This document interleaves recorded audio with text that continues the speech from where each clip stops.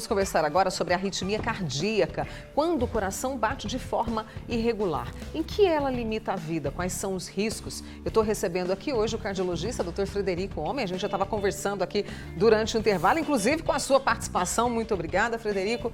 Obrigada por ter vindo. Viu? Prazer enorme. A gente já ouve falar de arritmia cardíaca, mas o que é isso? É quando o coração bate fora do compasso, vamos dizer assim? De uma forma muito simplória, acadêmica, sim. A arritmia cardíaca é qualquer alteração que leve a alguma mudança do ritmo ou da sequência dos batimentos cardíacos. E aí, no caso, há como a gente saber de forma prévia que temos a arritmia ou não? Só realmente quando vem algo, por exemplo, como um desmaio, passou mal durante o exercício, é que a gente sabe que tem essa condição? A arritmia cardíaca é uma condição muito comum. Então, geralmente, o diagnóstico ele vem acompanhado ou de sintomas ou, às vezes, de exames simples. Eletrocardiograma, Holter, porque muitas das vezes essas arritmias são benignas. As arritmias elas podem ser divididas de uma forma acadêmica entre as arritmias que desaceleram o coração, que são as bradicardias, e as arritmias que aceleram o coração, que são as taquicardias. E de acordo com o ponto do coração onde elas surgem, elas são divididas em supraventriculares, quando surgem acima dos ventrículos, ou ventriculares, quando nascem nos ventrículos. As arritmias ventriculares é que apresentam uma particularidade, digamos, maior, uma maior propensão a terem eventos malignos. E aí, no caso, há condição de prevenir? Quando eu sei dessa condição, há como prevenir? Sim, do ponto de vista clínico, um dos fatores que mais interessam, que mais chamam a atenção na vigência de arritmias são, primeiro, os sintomas. Pacientes que têm sintomas como palpitações, desmaios, história familiar de morte súbita na família. Então, esses sintomas eles sempre chamam mais atenção. Junto com isso, uma condição extremamente importante é avaliar se essas pessoas elas apresentam alguma alteração na estrutura do coração. Esses são fatores de alta predisposição. Por exemplo, pacientes que já tiveram infarto, pacientes que já tiveram inflamação no coração, como as miocardites, pacientes que têm o coração dilatado, pacientes com doença de Chagas e uma doença cardíaca muito comum, que é uma grande causa de morte súbita cardíaca em jovens, sobretudo em atletas jovens, que é a miocardiopatia hipertrófica, dentre outras, obviamente. Claro que existem condições em que as pessoas podem apresentar arritmias graves sem alterações estruturais. São condições genéticas, essas condições são mais raras, mas que também podem acontecer. E o que mais chama atenção nessa situação são sintomas precoces e muitas vezes história familiar. Eu tenho aqui, olha, a pergunta da Fátima, ela disse o seguinte, que mesmo ela foi diagnosticada com arritmia, está fazendo o tratamento, mas mesmo assim ela percebe que está acelerado e ela toma essa medicação aqui, doutor Frederico. Então ela quer saber por que continua ainda acelerado. Pode ser uma questão de preocupação, de estresse, eu não sei se tem ligação.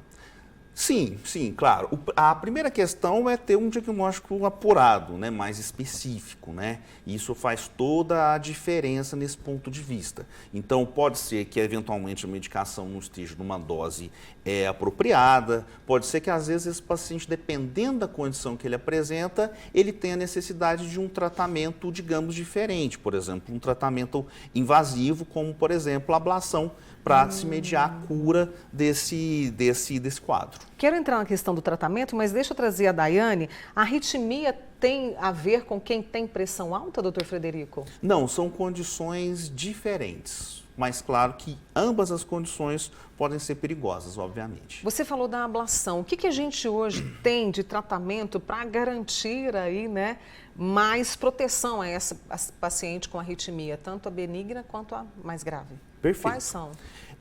O tratamento ele é condicionado para aquelas pessoas que têm sintomas ou, eventualmente, ou obviamente, para aquelas pessoas que apresentam uma condição de risco associada à arritmia.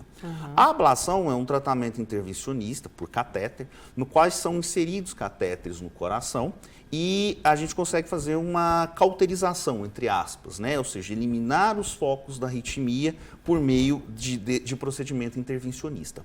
As arritmias que mais respondem a esse tratamento são as taquicardias supraventriculares. As arritmias ventriculares vasculares podem também ser tratadas dessa forma, porém as arritmias que geram risco de vida para o paciente, elas também devem ser tratadas com o implante de um dispositivo cardíaco que é chamado de cardiodesfibrilador.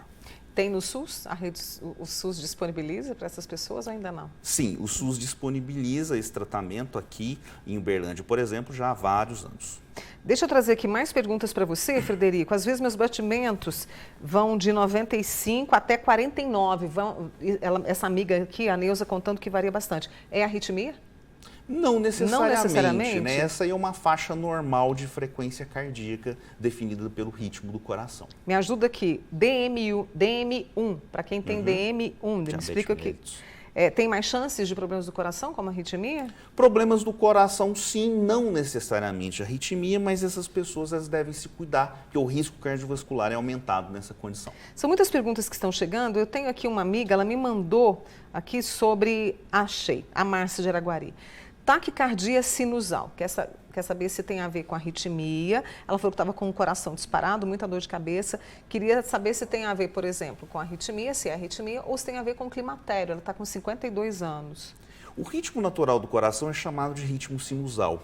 A taquicardia sinusal nada mais é do que a aceleração no ritmo natural do órgão. Frequentemente, essa condição é secundária a alguma condição. Nesse caso, o climatério pode sim estar associado, assim como outros fatores, como estresse, por exemplo. Então, merece uma investigação mais apurada para um tratamento mais adequado. A gente sempre noticia, sempre assim, quando vem a notícia, nós nos assustamos. Semana passada tivemos um jovem jogador de 27 anos que morreu enquanto jogava uma partida ali de futebol. Né? 27 anos e morreu, ele tinha atleta profissional. E como fica essa relação com o esporte? Ou seja, quem tem arritmia não pode praticar esporte, quem tem pode. Como é que fica essa matemática, doutor Frederico? O esporte, ele sempre deve ser considerado, né, como uma atividade benéfica. Então, obviamente, não devemos deixar as pessoas sem a realização de atividade física. O que é mais importante é sempre considerarmos a necessidade do diagnóstico diferencial para as pessoas que têm condições mais propícias para desenvolver arritmia e, obviamente, considerar isso também com o nível de esporte a ser realizado. Um atleta profissional vai fazer uma atividade de alta performance, uma atividade de alto rendimento, essas pessoas devem ser, obviamente, avaliadas de uma forma muito mais específica. Neste caso, uma fatalidade, né, pois atletas profissionais são submetidos a diversos exames, né?